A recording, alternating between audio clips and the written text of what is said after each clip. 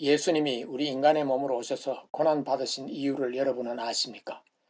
하나님께서 굳이 그렇게 하신 이유가 무엇인지 궁금하지 않으세요? 그리스도의 고난은 하나님의 신비가 가득한 사건입니다. 우리의 지식과 이해력으로 깨닫기가 참 어렵습니다. 성령 하나님의 도우심이 있어야 우리가 이해하고 믿을 수 있는 사건입니다. 그래서 사도 바울이 그리스도의 고난을 하나님의 비밀로 표현했나 봅니다.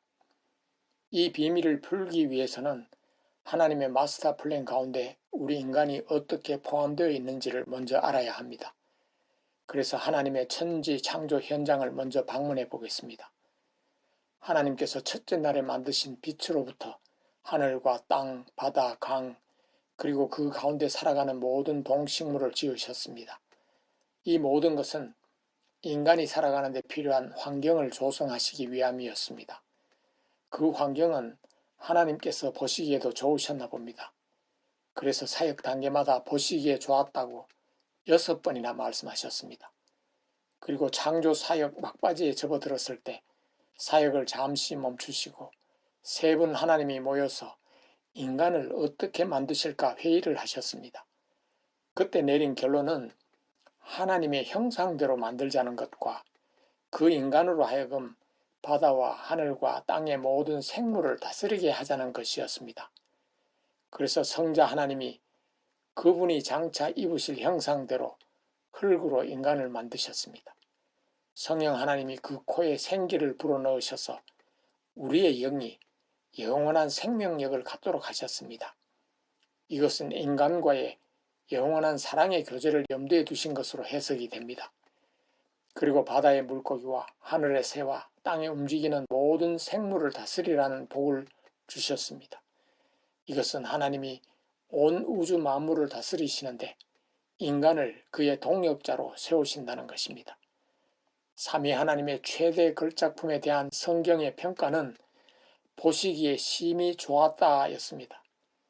그리고 에덴의 동산을 창설하시고 그곳에서 살도록 하셨습니다. 진행되고 있는 창조 과정을 보면 하나님의 마스터 플랜에서 우리 인간이 차지하고 있는 비중이 막중하다는 것을 알 수 있습니다. 그리고 인간에 대한 하나님의 각별한 관심과 사랑을 또한 느낄 수 있습니다. 그러나 인간도 하나님이 지으신 피조물 가운데 하나입니다. 그래서 창조주와 피조물 간의 구분을 하셨습니다. 그 구분은 동산 중앙에 있는 선악을 알게 하는 나무의 열매를 먹지 말라는 것이었습니다. 그리고 그것을 먹는 날에는 반드시 죽는다는 것이었습니다. 우리 인간이 스스로 피조물임을 알게 하시기 위함이었습니다. 그렇지만 사탄의 거짓 속임수와 아담과 하와의 불순종이 합쳐져서 그 열매를 따먹었습니다. 그 결과로 우리 인류는 모두 사망에 던져졌습니다. 사망은 우리가 흔히 알고 있는 죽음, 즉 생물학적 죽음만을 의미하지 않습니다. 심판의 부활의 몸을 입고 유황불못에 던져져서 영원토록 고통받으며 살아가는 삶을 말합니다. 요한계시록에서는 이것을 둘째 사망이라고 부릅니다. 둘째 사망의 벌은 아담과 하와에게만 해당되는 것이 아니고 우리 모든 인간들이 다 죄인으로 간주되어 그 형벌을 받을 수밖에 없는 처지가 되었습니다. 그렇지만 하나님께서는 관계 회복을 원하셨습니다. 창조 과정에서 보여주신 특별한 관심과 사랑의 대상인 인간들을 내쳐버릴 수가 없었습니다. 범죄의 장본인들인 아담과 사탄을 앞에 세우시고 관계 회복을 위한 계획을 발표하십니다. 그것은 성령으로 잉태되어 동정녀 마리아에게서 나실 여자의 후손 예수님을 통해서 사탄을 멸하시고 우리를 사망에서 생명으로 옮기신다는 것입니다. 인류의 대표인 아담이 불순종한 그곳에서 그리스도인의 대표이신 예수님이 하나님께 순종함으로 그를 믿는 모든 자들에게 영원한 생명을 허락받을 수 있는 길을 열어주신다는 것입니다.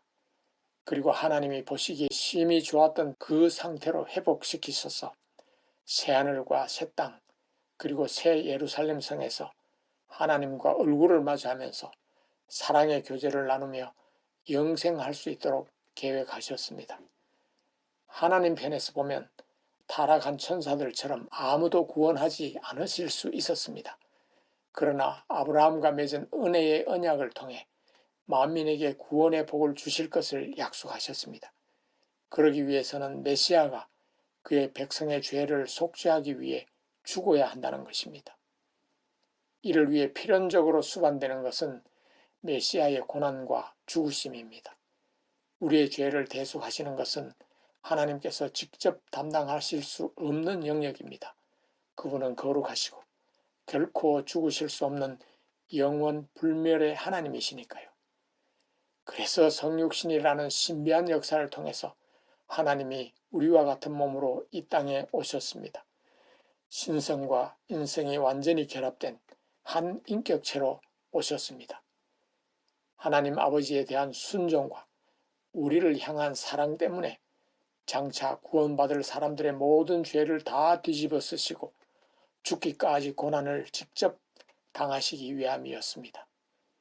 그리스도의 고난은 그의 십자가에서의 죽으심이 절정이었지만 타락한 세상에서의 그의 삶 자체가 고난의 연속이었습니다. 거룩하시고 시간과 공간을 초월하시는 하나님이 인간의 몸을 입으시고 죄가 가득한 세상에서 시간과 공간에 갇혀 살아가는 것 자체가 엄청난 고난이기 때문입니다. 특히 십자가에 못 박히시던 날에는 신문을 받기 위해서 이리저리 끌려다니며 각종 모욕을 당하셨습니다. 가시면류관으로부터 피가 흘러내렸습니다. 채찍에 맞으셔서 살점이 찢기고 떨어져 나가며 온몸이 피투성이가 되었습니다. 마침내 십자가에 달리셨습니다.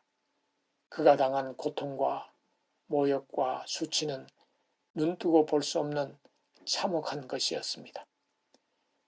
예수님께서는 이 모든 것을 홀로 다 감당하셨습니다. 우리가 지불해야 할 죄의 값과 우리가 받아야 할 하나님의 진노를 다 받으시고 십자가 위에서 다 이루었다 하시고 숨을 거두셨습니다. 그리스도께서 십자가에서 죽으신 이유는 우리를 대속하시기 위한 희생제사의 제물이 되시기 위해서였습니다. 하나님의 공의와 사랑을 만족시키기 위해서였습니다. 그리고 죄와 사망의 권세로부터 우리를 해방시켜 주시기 위해서였습니다. 그리스도께서 당한 고난은 우리를 향한 하나님의 절대적 사랑의 표현입니다. 그것을 요한복음 3장 16절에서 하나님이 세상을 이처럼 사랑하사 독생자를 주셨으니 이는 그를 믿는 자마다 멸망하지 않고 영생을 얻게 하려 하심이라고 말씀하고 있습니다. 여기서 사용하고 있는 사랑이란 우리가 잘 아는 아가페라는 단어입니다. 절대적이고 무조건적이고 이타적인 사랑, 예수 그리스도를 통해서 보여주신 하나님의 그 사랑을 말합니다. 그런데 우리가 아는 사랑은 상대적이고 조건적이고 이기적인 것입니다. 이런 사랑으로는 하나님의 그 사랑을 절대로 이해할 수가 없지요. 이해할 수 있는 유일한 수단이 바로 성령 하나님의 도우심입니다. 성령님이 우리에게 허락해 주시는 그 도우심으로 우리 주 예수 그리스도의 참혹한 고난 가운데 숨겨진 비밀이 바로 하나님의 사랑이라는 것을 깨달을 수 있습니다. 사도 요한은 하나님의 사랑이 우리에게 이렇게 나타난 바 되었으니 하나님이 자기의 독생자를 세상에 보내심은 그로 말미암아 우리를 살리려 하심이라. 사랑은 여기 있으니 우리가 하나님을 사랑한 것이 아니요 하나님이 우리를 사랑하사 우리 죄를 속하기 위하여 화목 제물로 그 아들을 보내셨음이라 라고 요한 1세에 기록하고 있습니다. 희생제물로 오신 예수님이 말씀하십니다.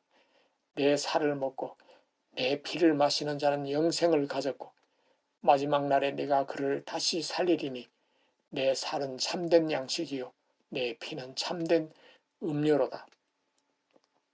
이 말씀을 통해서 우리의 화목 제물이 되신 예수 그리스도의 찢긴 살과 흘리신 피가 우리에게 영원한 생명의 양식이 됨을 깨달을 수 있습니다.